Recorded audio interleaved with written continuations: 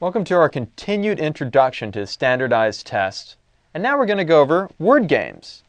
Now, when I talk about word games, I don't mean Scrabble or Words with Friends, although it's probably a good idea to play those things. I do mean the quiz questions on the test that, well, play with words. So, the lesson overview is going to go like this.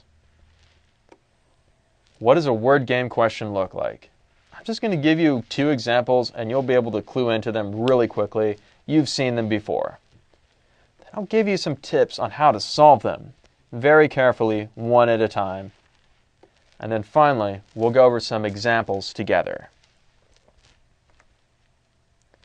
Here is a simple structure of a word game.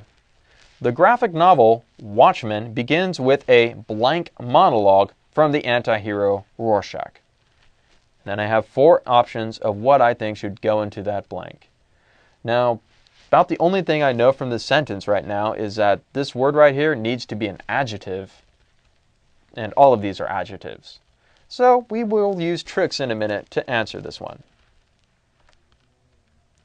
What do you do when you have two blanks? Well, that's kind of scary and fun.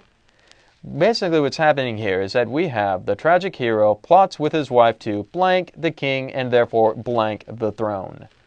What do I mean by this?